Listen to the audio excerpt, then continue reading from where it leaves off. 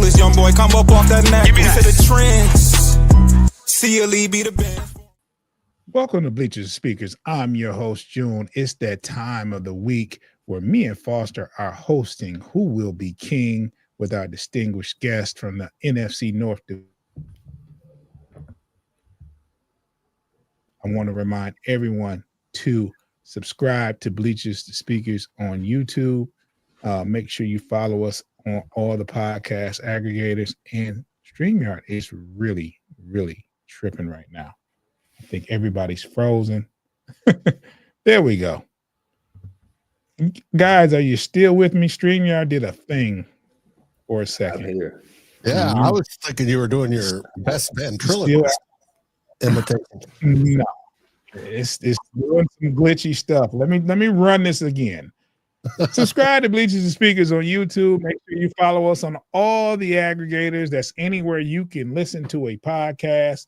You can just type in Bleachers and Speakers FFSN in your search. Make sure you're following us. Make sure the notification bell is on, so when we drop content, you will get an alert. And we're also asking you to download those episodes. We want to know who's listening, where you're listening from, and all that good stuff. I got my people here with me from the NFC North Division. Is still cutting up on my end for sure. I don't know what's going on.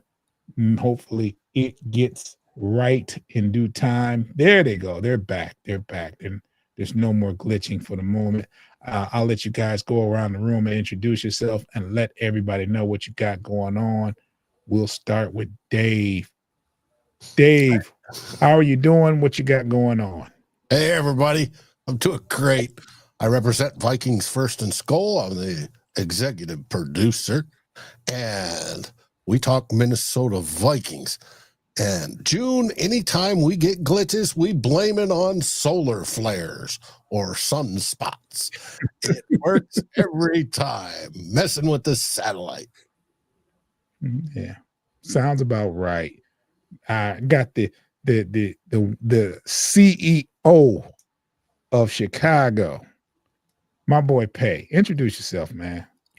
I'm Pay, representing the Chicago Bears show and all of the Chicago branded sports teams coming out of the greater Cook County and surrounding areas of the Chicagoland area for the Frustrated Chicago Sports Fans channel. And unlike Dave, I blame any technical difficulties on two things.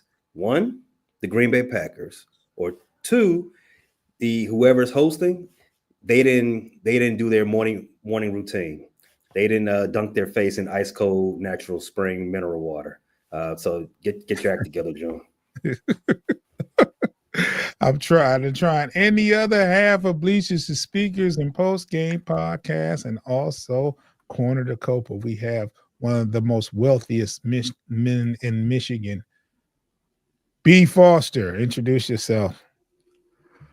B. Foster, like you said, the other half of Bleachers to Speakers. I have no blame to pass along. So, well, he's rich. He's not going to blame anyone. Oh, there's plenty of blame to go around when you're rich, which is why I have none. But fellas, how you guys doing today, man? We're doing great. It's Wednesday, and we're talking the NFC North, which, of course, is one of our favorite topics. Yeah, I was caught myself being halfway prepared a little bit, but I had the dates wrong on the draft. I thought the NFL draft was April 10th. It is April 24th, and I didn't want to just talk about the draft. Once I realized I was wrong, I didn't want to just talk about, because we got a lot more time to talk about the draft than I anticipated. I'm thinking in 2 weeks, yeah, we can talk about this draft. We're still going to touch on a little bit, but the draft is about a month out, as Pay pointed out to me, and there's some other things we can talk about. I know the Lions have made a couple of late moves as of last week, and there's some rumors swirling around, but I want to go around the room and I want to ask Starting with you, Dave. Any new news out of Minnesota as far as personnel or coaching wise or anything you have to talk about? Oh, sure. Today, Kwesi Adolfo-Mensah, our GM, had a presser, and he explained the process of Minnesota talking to Aaron Rodgers and how all that went. KOC, Kevin O'Connell, was the lead on the discussion.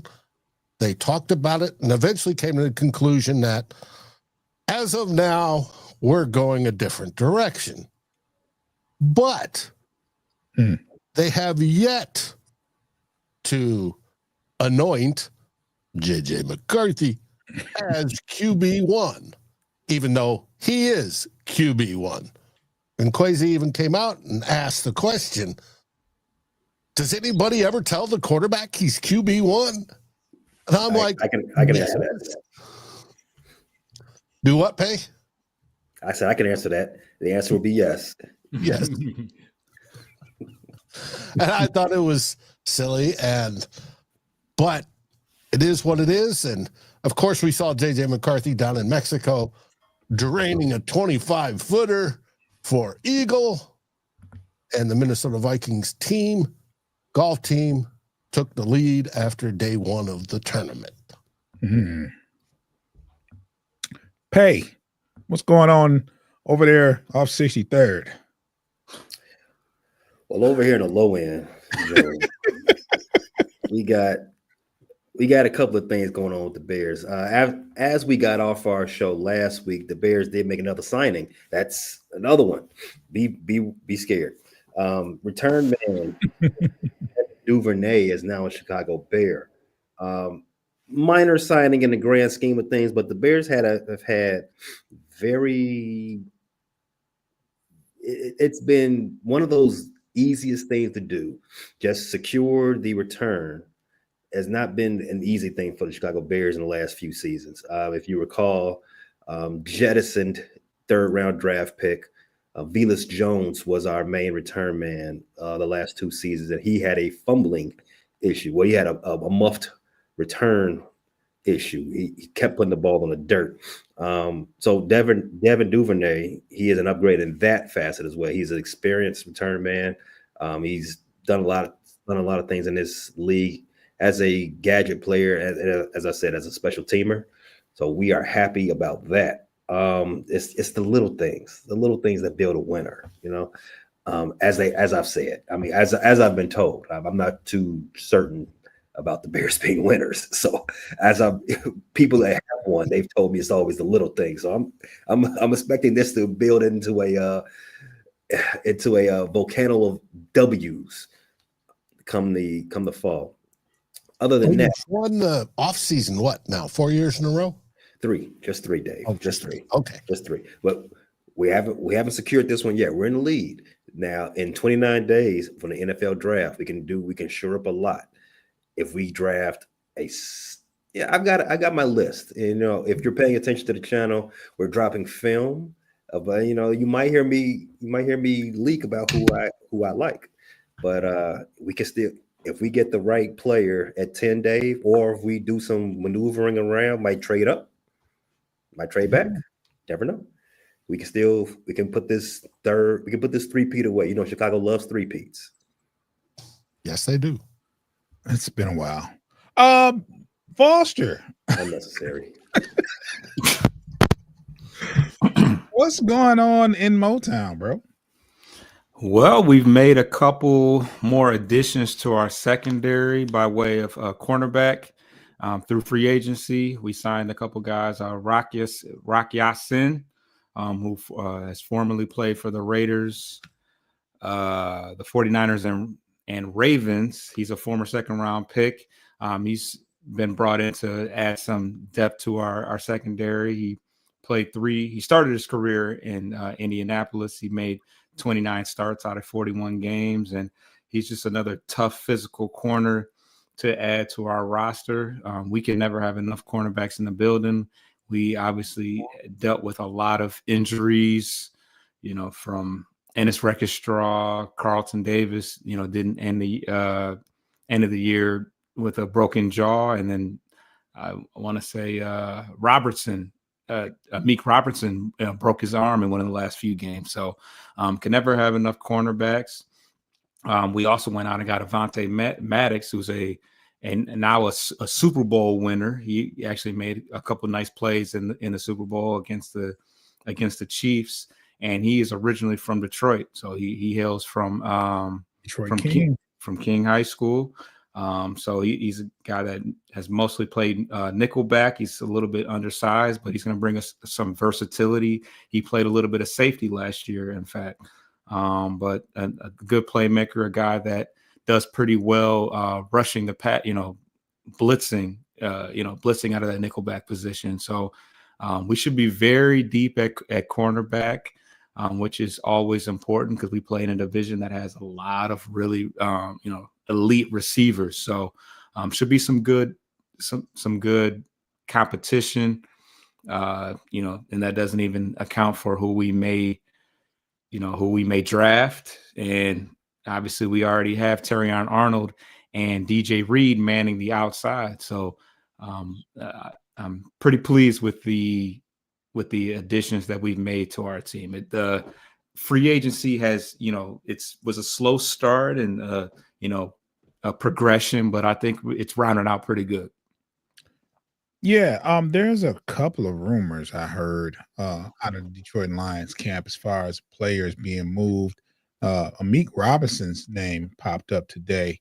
Okay. As a possible trade piece to go to Buffalo. They even said the actual destination. I know we got a few Royces on the team, and when I say Royces, those are corners that are 5'9". I like that. That was good. DJ Reed and Meek Robinson, Maddox, they're 5'9". Yeah, a little on the shorter side. But hey, it is what it is as far as that. I mean, it's a rumor for now.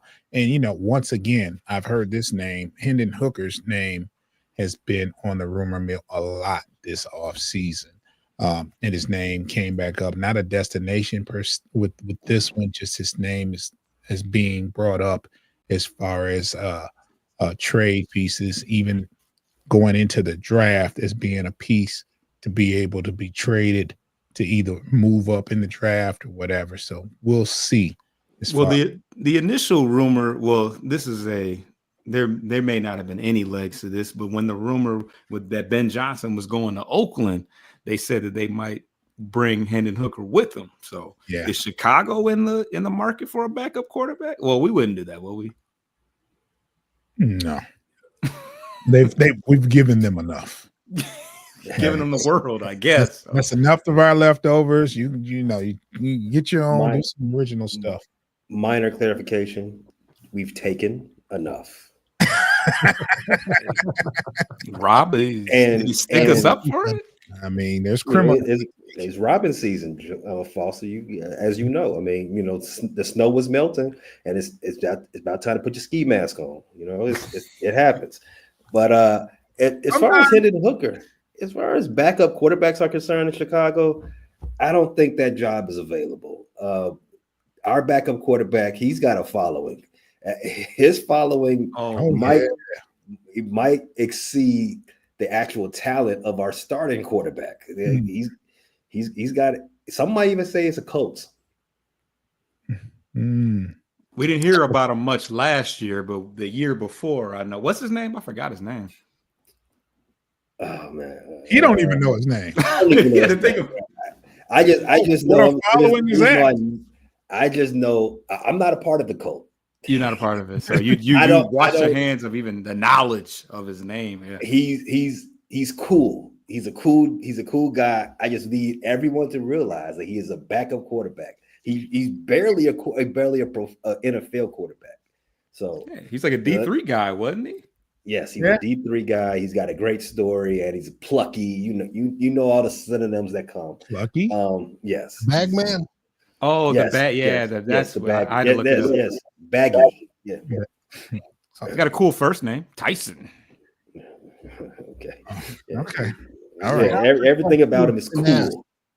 Does your team's fan bases care as much about the QB2 as Minnesota's? No. Okay. I'm going to speak for my fan base. Absolutely not. Because the reason why your fan base cares so much about their QB2 is for actual, Sunday reasons, right? Mm-hmm. Our fan base cares about the QB2 for dumb reasons. Okay. Bagman you're talking about. Yeah. Tyson Badgett. There is a headline that I found interesting from Green Bay. Teabag. Oh, why? Speaking of teabags. Yes. Our people, our pivot in the middle it comes from the Milwaukee Journal online. And they did a survey of the most popular, I shouldn't say popular, the highest ranked general managers in the NFL. Okay. Where do you think Gutekunst finished? Who? Brian Gutekunst, their GM. Yeah, he definitely have the name of a last place. I don't know. 31st. Yeah. That's where they're projecting the Packers to finish? No. Gutekunst is ranked there. I'm sure they're going to finish last in the division this season, even though the national press balks at that and puts them usually at second. You think the stockholders for the Green Bay Packers are paying off the media?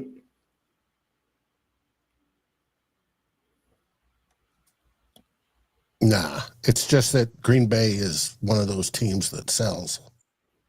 And the national media doesn't. They all go with the hype versus what beat writers and those close to the teams or people like us who live tracking our teams know and say about our teams. And they're going to hype Green Bay. We got the draft coming up in a month. Where is it? In Lambeau. Mm-hmm. In Lambeau. It's in Lambeau? Yes, it would be. I think the actual draft is in Lambeau. In Lambeau Stadium or field or whatever it's called. Why didn't we think of that? Great. Because it's a better city. I don't know. You have other places to hold the draft. We have outside, I guess. Yeah, because it would have been weird inside. Well, we're going to take a quick break, and on the other side, I got a question about the draft, and we'll go from there. If you're listening, you're going to hear some ads. If you're watching, stay right there. We'll be back in 10 seconds. Get your lick back. If a nigga gon' do something, ain't no chit chat. Better stay up out the way, don't get your shit splat. Stop letting this shit slide and get your lick back. And get your lick back. Get your lick back. If a nigga gon' All right. I got a question, fellas. Now, this question was brought by B. Foster. Actually, he sparked the idea, and it probably won't take too long. It's probably, I thought I had the answer. I mean, my opinion, but I want to ask you guys, what's the deepest position in the draft this year? And we'll start with Dave. Oh, well, we'll start with you, Pay. You ready? You're chomping at the bit. I think the deepest position of the draft is actually defensive lineman. Mm-hmm. Yeah. Now, when I say deepest, I mean the amount of talent that can be a rotational player, right? Not maybe not everybody's a starter, but I think you can find more quality linemen, defensive linemen in this draft than any other position. Now, I'm gonna let somebody else answer. It might be more top end quality talent at another position. Your defensive lineman is a good one. There's probably only a handful that are good at rushing the passer, causing pressure. But the rest deep are going to be great run stoppers. It is deep. Now, the other section I would give is running back. Running backs deep. There's more high quality running backs. Mhm. You can get one in the 3rd and 4th or 5th round that can turn into something. He may not be a bell cow back that's going to lead you to run 2,000 yards, but he could be a good part of a 1-2 punch and develop into something that's special. It's besides defensive linemen, I'd say running back is deep this season. Yeah, I know two from that really nasty school down in Ohio. They have two that are ranked in the top 4. Henderson and Judkins. Yeah, so they're ranked 2 and 4. So yeah, Foster, what are you looking at as far as draft positions? I definitely think that defensive lineman is a good answer. Edge rusher being it when you're talking about particular being the highest one. The sleeper one that no one's talked about yet is at tight end. I think there's 2 pretty good tight ends at the top of that list between the guy out of Love. What's his name? Loveland, and then Warren out of Penn State. Big Ten's doing big things this year. Yeah, because they got a top end receiver and then you got 2 interior guys. You got Graham and Grant, both out of Michigan. As much as it pains me to talk about all these Michigan people, it's okay. We'll get through this. In due time. But Michigan's got a lot of people that are likely to go in the first, and they got a corner as well. God, I'm done. Now you've done enough. Done quite enough. Has any of your guys, Dave, any of your projections for who you want? Well, first of all, where are you picking in the first pick? And do you have any changes of who you might want changed throughout from the combine all the way until up until now? And whoever you got free agency, has that changed? Oh, since free agency, yeah. Oh, heck yes. It's of course we're at the point where we can go BPA. However, there are a couple players we want. Was it Harmon, defensive tackle out of Oregon? Out of Oregon, the big guy. I like that. We'd like to add him to the B-Flow's rotation in the middle.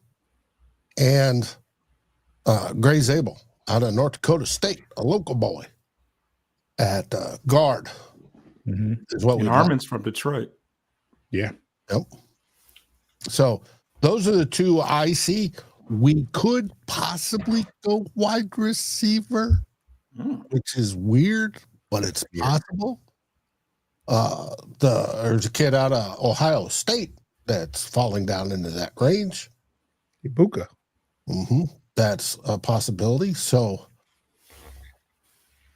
it is what it is, and if the right running back falls, we could go that way too. We're basically at the point where we can go BPA. Foster, I'm gonna double down. I know it pained you to talk about the Wolverine, but I'm gonna talk about Ibuka. He's and you can, and if for more information, you can go to Bleach Speakers where Foster did a player profile on that guy. He runs a 4.39 40, and he's a supreme route runner. So that's what they do down there at OSU. Those wide receivers run really, really good routes, and they just happen to get really fast and athletic guys at that position. So it's he's going to be a good receiver. He's going to be a very good one out of there. Pay. I know you did a lot. Your Bears addressed a lot of the needs in free agency. Picked up some nice pieces to go along with with what you got going on already. What's your stance as far as your draft pick, and where are you picking at? You at 10, right, or 11, right? We're at the number 10 spot. Okay. The Bears did, as you said, the Bears did a lot to help themselves and make their draft day process and draft day plans. They did a lot to open them up, open the books wide open. They can do whatever they want to do. Like Dave said, they can go BPA, best player available. And I think a lot of Bear Nation would like the Bears to go ahead and draft one of these top end running backs. Maybe Ashton Johnty, maybe if you talk to one of my co-hosts, he's really high on Judkins. Yeah. Me, on the other hand, I'm not satisfied. I'm not satisfied with the trench work that we've done, and we've done enough. But what I saw this past season and giving up almost 70 sacks, we got to retool that whole entire line. Not just three guys, not just the three interior. I want another one. And based on the film work that we've already done here at the Frustrated Chicago Sports Fan channel, the film review that we've put together, I'm looking at Ahmad Mimbu out of Missouri. I am really impressed with the tape that I see on this kid. Now, he is only 6'3", but he's nasty. He's very top heavy, strong, and he gets his footwork is really good. I mean, there's sometimes that his kicks aren't as crisp as you would like, but I love the way he gets out there on the run. He pulls and he just knocks people around, and guys like Shamar Stewart, guys that try to bull rush him and try to run around him, he just stonewalls those guys. Like, he doesn't go for anything. You see him not get confused on blitzes and on stunts. He knows exactly who to get and who to chip and when to pop somebody pop somebody's shoulder pads. That's the type of player we need on our protecting Caleb's blind side. So if we can get him, I will be a happy Bear fan. Now, there are some other players that would also keep me happy as well. After that would be maybe somebody like Javon Walker out of Georgia. I don't think he's rated that high, but I would like to see him in the Bears jersey. Any of the other top end tackles, Will Campbell wouldn't be mad at him as well. Kevin Banks wouldn't be mad at him as well.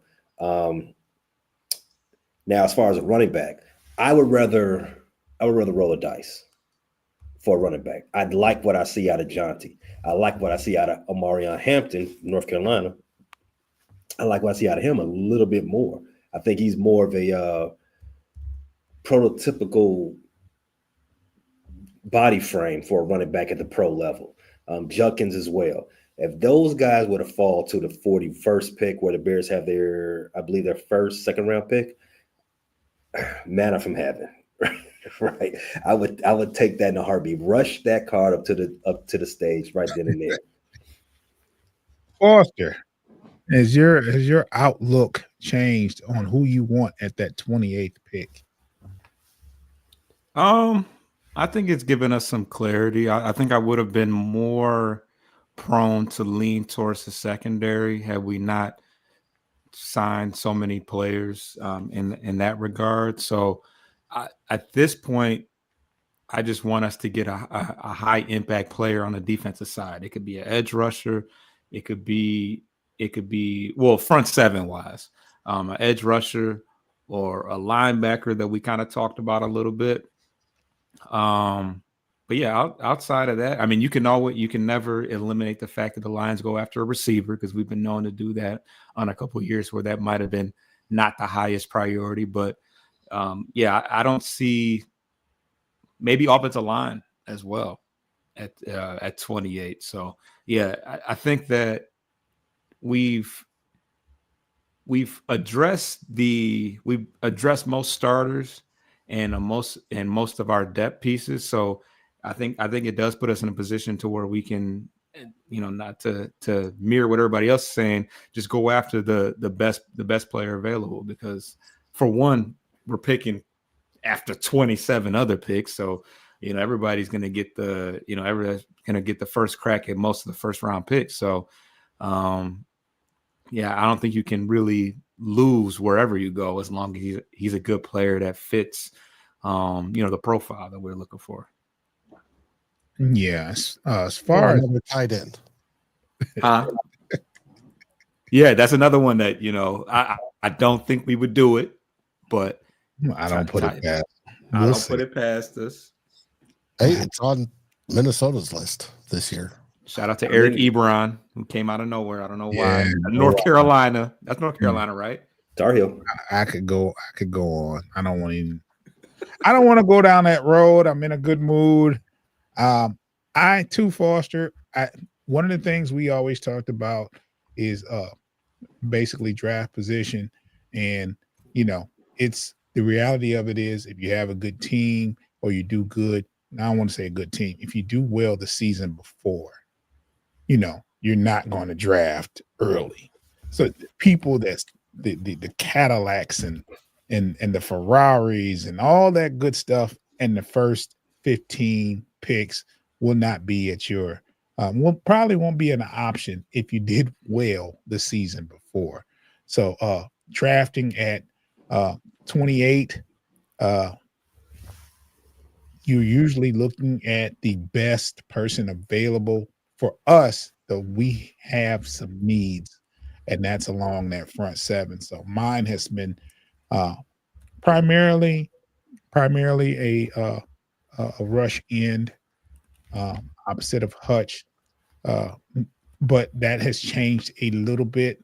I think if you get someone else along that front seven, but as long as you address the rush in later, you might, what I'm saying, at some point, within the draft, I'll be fine with that. But I would be really, really shocked if they didn't address anything in that front seven. I'd probably be pissed. But once again, not to downplay the, we talk about Ferrari. Sometimes you get a Ferrari later on. Brian Branch, 2nd round. Amon-Ra St. Brown, 4th round. We've been known to find the diamonds in the rough. Well, the thing is it's smoke and mirrors as far as that. Like we don't know what a Ferrari is until they actually get on the field. We're just talking about as far as going into the draft, who looks the best on paper. We don't know what we're going to get until they actually play. So I was one of those people that said, no, why'd you pick Amon-Ra St. Brown? This other wide receiver was here, and boom. You know what I'm saying? That was one of those picks that yeah. it's just one of those picks that weren't, we didn't look at it as a Ferrari, but he wound up being a Ferrari. I mean, that's just what it is with the draft. And I think the draft for each team is made not only in the first round, it's what you do in those mid rounds. Those picks that you pick up in the mid rounds, what can you get out of that mid, second, and third and fourth round? I don't want to say fifth because you're kind of fishing at that point. You don't expect Tom Brady to come out of the 5th, 6th round, that's an anomaly. But that second, third, and fourth round, you could actually get someone of value, and that's what I love about the draft. I go crazy about the draft, but I'm really, really dialed in second, third, and fourth round because there could be some players there that could actually be a starter, within the right system, within the right personnel, so that's what I look forward to. The starting running back for the Giants and the Tampa Bay Buccaneers were drafted in the 5th round, if I'm not mistaken. Yeah, I wouldn't doubt it. But the thing is, like we and you talked off air, there hasn't been a premium or a value on running backs as they used to. Like we used to go crazy about the running backs that were coming out of college, and we, the best 3 or 4 went within the first 15 picks usually. That's because the game's changed. The game has changed. The base, your base defense is nickel defense more than likely, especially in college. You know what I'm saying? So the game has definitely changed. Back in the day, the base defense was a 4-3, maybe a 5-2. But now your base defense has a nickel back. So the game has changed. It's a passing game. It's starting to evolve into an athletic quarterback game like golf. And that was not good. I didn't mean golf, but but the quarterback position is definitely changing. I definitely see more athletic quarterback, the one that can make moves with his feet, and you design run plays. You didn't put 10 years ago, you didn't put a quarterback in harm's way. You didn't run the quarterback because you knew he was going to get tackled. You try to make sure your quarterback didn't get touched. But now there's run designs, there's run option, run pass option. So it's a different game. It's a totally different game. There were some other notes that I got from you guys that we're going to talk about as well. I just want to know though, how you feel about the draft being in Lambeau. I mean, I think it's going to be, the air is just going to stink for some odd reason. I just don't think it's a good place for bringing in these young players. But I'll let you go around the room and say, I mean, Lambeau in April. I don't know. Dave, how do you feel about the draft being in Lambeau? It's going to be interesting. I hope to see a lot of Annie Agar. Mm-hmm. Pay. Now, when I was pointing behind me, that's Stephon Diggs. Yeah. He was taken in the 5th round. Oh, yeah. Out of Maryland. Yes. Mm-hmm. He just got a $69 million 3-year contract with the Patriots. After a torn ACL. Mm-hmm. As most likely would be wide receiver 1. Yeah. 69 is a number for him.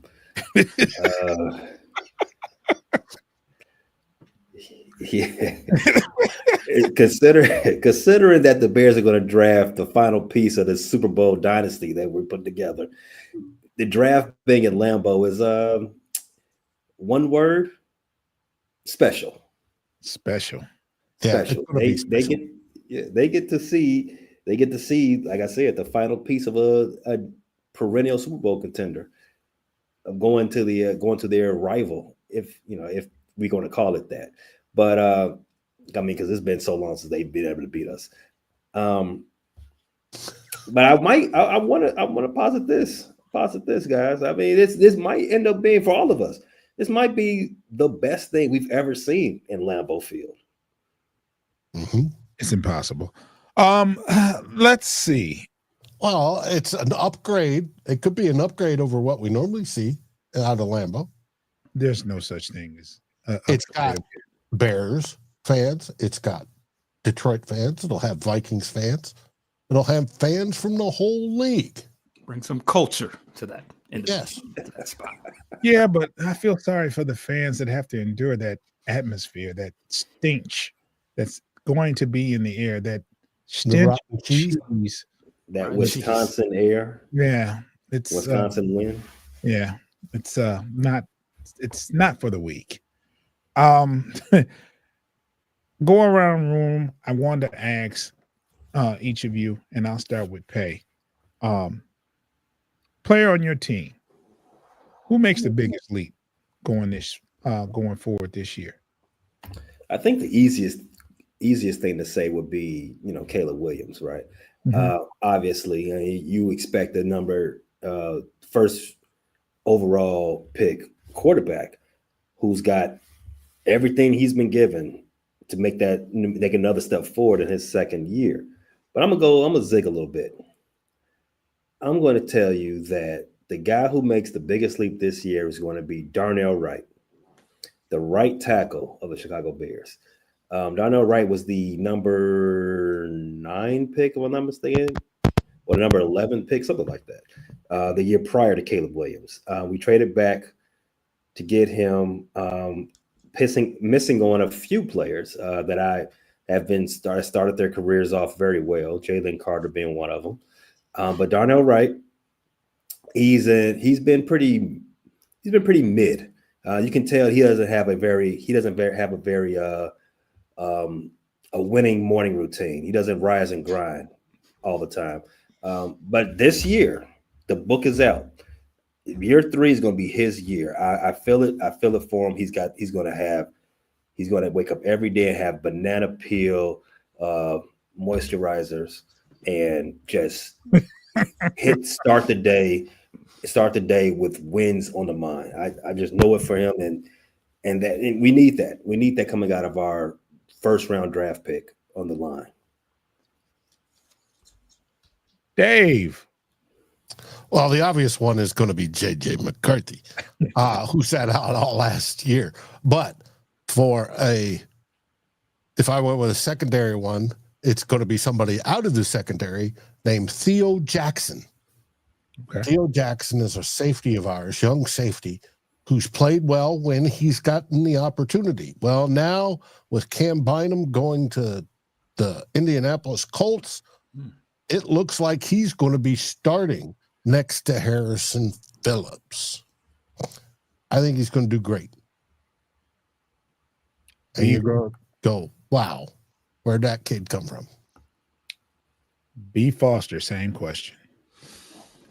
So I had to think about it. I was like, oh, we saw some nice progression from a couple of our players, Jameson Williams, Brian Branch, players of that nature. But I think even Jameson Williams, but I think the obvious one for this year is Terrion Arnold, a player that kind of fell in our lap. We, didn't think that he would be around. We were able to trade up and grab him. He had what a lot of people would be considered a disappointing year, but he's very battle tested. He has all the tools necessary and certainly has some good experience to advance. And I think that he's going to make the best of that, and he's going to assert himself as, with the tutelage and veteran experience of a DJ Reed that can provide some, mentorship. But I think that he has everything he needs to put in the work and be a potential CB1 when it's all said and done. And I see he's been in the studio making some music. Hopefully he doesn't spend too much time, in that way. But yeah, I think that Terrion Arnold, it should be well equipped after a long year, but he was healthy and he was, asked to do quite a bit, that he can start taking some strides towards being the top corner on the team. Until you said what you said about him making music, I was like, I hope he's having a strong off season. But the one little hook he had was decent. I was like, okay, all right, that's all right. There's one person I hope that makes a leap, and that's Marcus Davenport to leap his ass out the roster for some odd reason. I don't know. I just don't. You might as well hope he plays. I can't embrace the notion of that guy. He just we'll see. I always pick the wrong people, so he's so it is what it is. You're doing the counter jinx. Yeah. Pro Bowl season loaded right now. Yeah. There's optimism for all 17 games, and then in the postseason. There's optimism there, but I just can't say it. I have to speak the opposite. So that's what I'm doing. We do have opening day for baseball on the way. A lot of teams' opening days is tomorrow. Pay posted this question.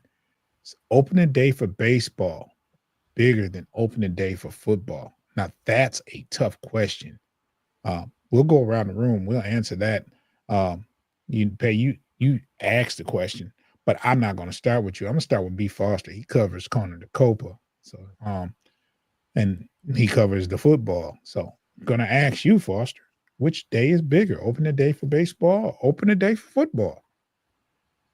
I think it's definitely baseball. I think they have a true – I don't think football – I mean, everybody, beginning of the season, it is what it is. But I think baseball has a true culture. The one thing about it is baseball, everybody doesn't start at home, of course. So every city has its own personal opening day but I feel like if the Lions start the season in Tampa Bay, and then their second game is at home in Detroit, I feel like the luster of the opening is no longer there. In baseball, your original opener is whenever you're at home. So that's where it differs between football and baseball, but a lot of that is kind of just based on what sport do you prefer. Some people have a preference. Of course, if you love football and not big on baseball, you're going to say football regardless. True answer is baseball, though. Football. Dave, Minnesota Twins or Minnesota Vikings on Oh, opening that's day? easy. The Vikings. Even though the Twins have won 2 World Series, the Minnesota Vikings. The opening in the NFL season. Now, it starts on Thursday night and it lasts all the way through Monday night.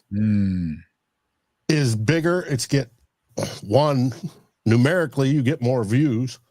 Does it have as rich of a tradition as baseball? Baseball is just packed full of tradition and everybody misses that. But when I think of the grand opening days of baseball, I think of watching it on film, studying World War II or post-World War II, or even up to the Yankees and Dodgers and things like that of old with when they battled it out, or the St. Louis Cardinals.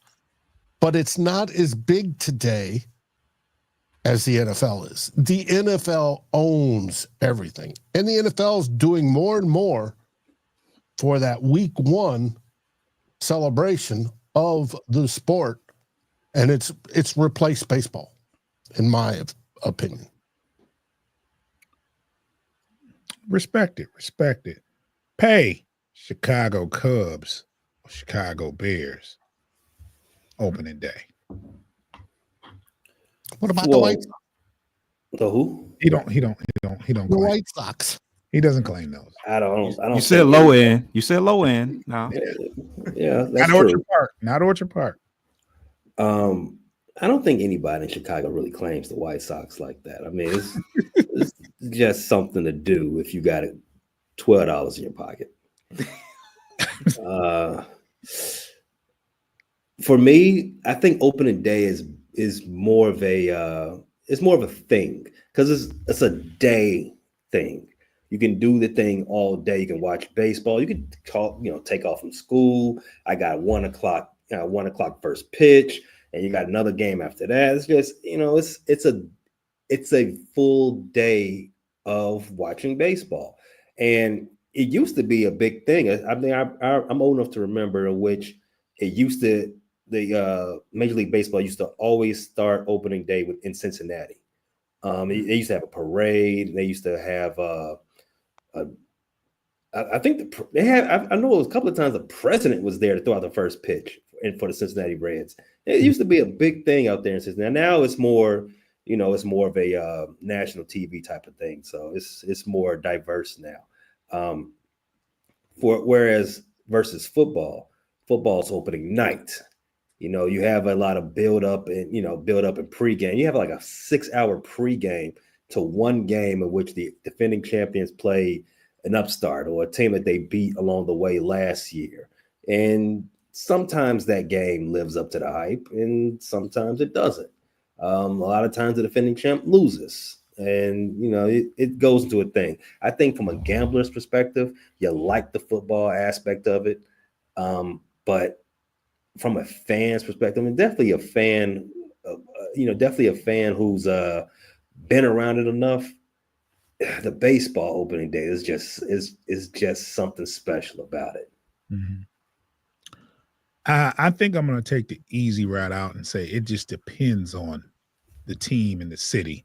I know here in Detroit, I've never worked anywhere where on opening day people didn't wear the employers allowed, never mind the uniform, you can wear your Tigers jersey in today. Or they would have in the cafeterias wherever you're working, they would have baseball food, so it'd be that type of thing going on. I know here in Detroit, opening day is it's a big thing. And no matter if the first game is in Los Angeles like it is tomorrow, opening day is they have 2 opening days away and the first one here in Detroit. So I think it's a tough question. I think it depends on the team, the franchise, and the city. That's just from what I observe. But for me, being a diehard football fan, there's nothing better than opening kickoff on that Thursday night. Like, that's just, it is what it is. Gearing up towards the end of the show, I got one more thing to talk about, and there was a rule change suggestion. We had a scenario last year where we had a 15-2 Detroit Lions team and a 14-3 Vikings team, and they had to go on the road and play their first for the first wild card game. And there was some suggestions about the realignment. Now, Dave, you can go word for word about the suggestion because I can't, but I know what the suggestion is for the people that's watching. What was the suggestion made by the Lions as far as the rule change? It was to set up the playoffs by your record. You're seeded by your record. Mm-hmm. And so that a 8-9 division winner wouldn't host a game because you have the Minnesota Vikings at 14-3 and the Green Bay Packers were 11-5 and stuff like that. They would seed higher, and the 4 on the wild card weekend, your highest teams would play minus you guys, which would have had to buy. Everybody else, the highest teams would host, even if they weren't division winners. Okay. So with that being said, are you receptive to the suggestion? No, I think it cheapens the division. It cheapens the division title. We play each other twice a year. Mm-hmm. It makes no sense. And if our division is good this year, hey, great. We're usually beating up on each other, but we do great. We all played the AFC South last year, and we all benefited from it. Mm-hmm. Minus maybe Chicago. But it was we shouldn't have precedent over the NFC West or whomever because they may have had a tougher schedule. This year, the NFC North has a much tougher schedule ahead of it. I don't see us winning 14-13 and or 15 and 14 win games. If it's great, we'll dominate. But I don't think it is. And if you start to weaken the division, how far do you take it? If it means nothing, why play each team twice?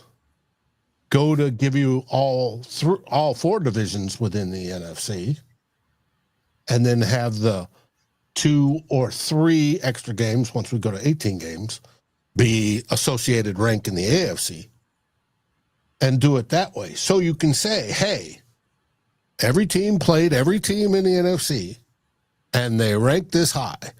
Detroit was at 15-2. Minnesota was at 14-3. Blah, blah, blah. And then do it that way. I could better see that, but you're getting rid of the tradition of the conference. The conference where we have to know each other backwards and forwards. We got to play each other at each other's stadiums every season. And you get rid of that.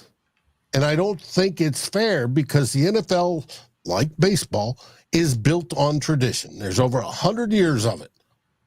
And what makes the NFC North, which used to be the NFC Central, so special, right? It was that our teams always played each other.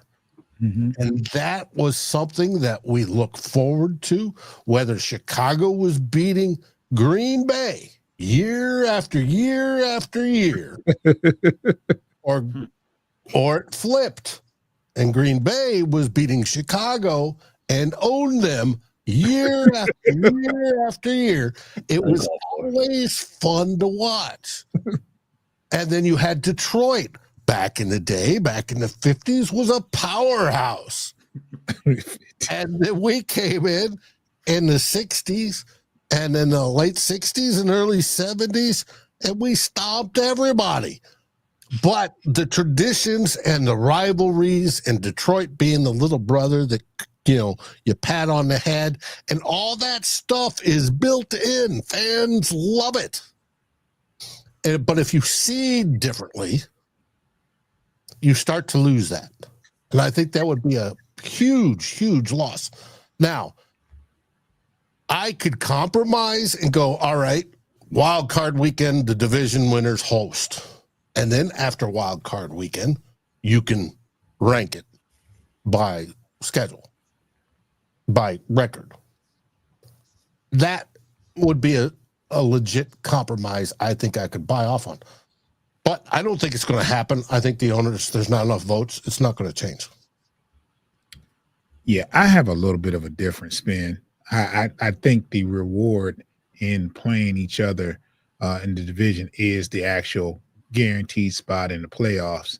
I did not like the fact that a team like Minnesota can go 14-3 and have to play on the road. That was my only thing. But that happened. That's so rare of an occurrence that I don't see why that would, you don't just change the rule because of 1 year.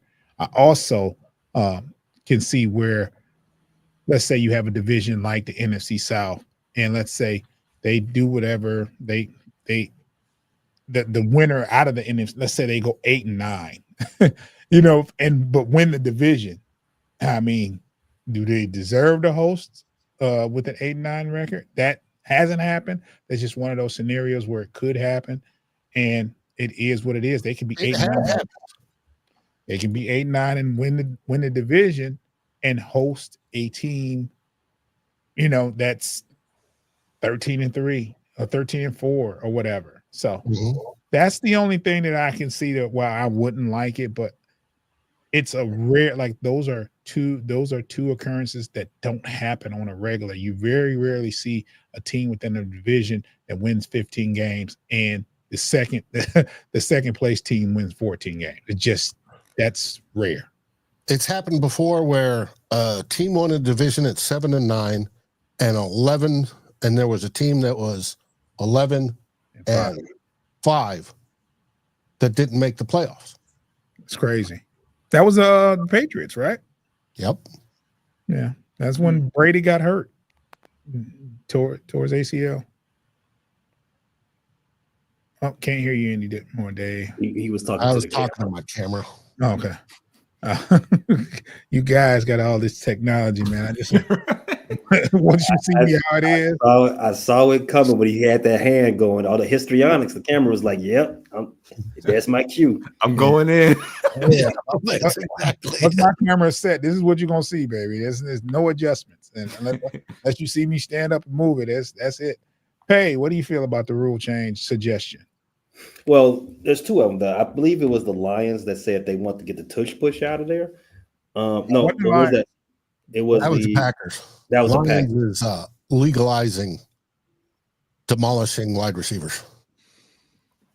Yeah, I'm with both of them. I'm not anti push tush. I'm not for push tush, but I am against those thugs in Philadelphia. I'm tired of them getting away with their nonsense, right? Okay. They've got enough out of it. They had a good 3-year run. All right, let's move it back.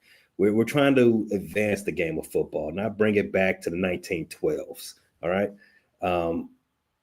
We don't have steamships that run into icebergs anymore. We have super steamliners, right? We have GPS. Let's keep going in the right direction. Cut the crap, Philadelphia, and don't eat it either. Foster. Whatever rule doesn't water down the rivalry of your division is the rule that I'm for. So be there. So I think that would keep it would be the rule making it to where whoever wins the division, regardless of the, rare occasions where you go, where there's a lesser team that ends up hosting due to the fact that they won in a weaker division.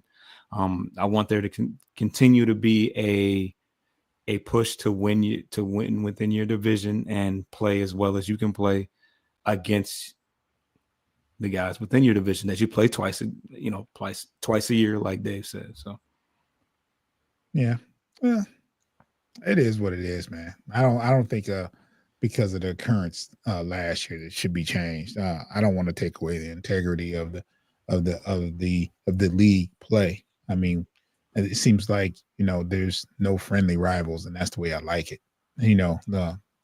Every game means something within the division. Fellas, that about wrap it up for today. We'll go around the room one last time, and you can tell them where they can find you, what you got going on. I think Dave has shows today. Dave, what you got going on there, bud? Here at 6 o'clock shortly, we have the Real Forno Show, and we're going to be talking about the main reason why the national media views the idea of J.J. McCarthy being a starter as almost absurd, and why the local press thinks the national media's idiots to think so. On top of that, we're going over Kwesi Adolfo-Mensa's presser today, where I touched on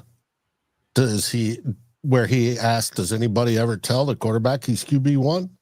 We'll see about that. And we're going to get in the draft, a scenario where the Minnesota Vikings take a wide receiver at 24. That would be interesting. You can find us all on Vikings First and Skull YouTube page, as well as Vikings First and Skull on your favorite podcast aggregator, and VikingsFirstandSkull.com will drive you to Fans First Sports Network's Vikings page. Come join us. Let's skull. Yeah. One of the things I want to do this offseason is find a Green Bay representative to be on the show. That's what I want to do. Pay. We don't. What you got? Any last words? Where can they find you? What you got going on?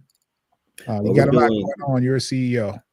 We're doing, as you know, baseball season does kick off tomorrow. So we're going to, other than baseball series recaps for the Cubs and White Sox, we're doing film review, film study up until the draft.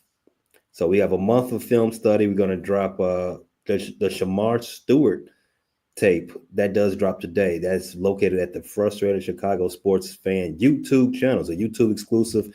It's not coming out on audio. Why would you want to listen to us talk about what we're watching? That's not a good audio show. So check that out on the YouTube page, Frustrated Chicago Sports Fan channel. B. Foster, put a bow on this so we can get out of here. Yeah, you can. Obviously, the baseball season is starting tomorrow, so me and Coach are going to have a show tonight talking about the final roster, some controversy there, and talk about just preview the opening day series against the LA Dodgers, the defending World Series champs, LA Dodgers, and how we might line up, but got a lot of injuries for the Tigers, so should be interesting. And you can find me and B. Foster on Bleachers and Speakers on YouTube and any of the aggregators. Anywhere you can listen to a podcast, you can find us. Just type in Bleachers Speakers, FFSN in your search. Make sure you're following us. Make sure that notification bell is on so when we drop content, because we will be dropping a lot of content, whether or not it's football season or not. In the off season, we work just as diligently as we do during the season. All of us do here. Our work is never done. We'll continue to do these shows as well. You might not see any kickoffs, but you'll hear and see a lot of us talk football because that's what we do. And that's about it for today, fellas. We had a great show. It's kind of, can be rough trying to do a show during the off season, but we love football so much, and there are things going on that the people do not know about, and that's why we're here to bring it to the people. Dave, what does your team say? And I hate I gotta ask Pay this next, but what do they say over there in Minnesota? We always say, Skull Vikings. I gotta take a breather for this. Hey, what are they saying over there in Chicago? Don't hate on the Bear down. 2025 NFC champs. You in the comedy, boy. B Foss. Well, no, I got it, Foss. Have a great Wednesday. Subscribe to Bleachers and Speakers on YouTube. Get your lick back. If a nigga gon' do something, ain't no chit chat. Better stay up out the way, don't get your shit splat. Stop, let this shit slide and get your lick back. And get your lick back.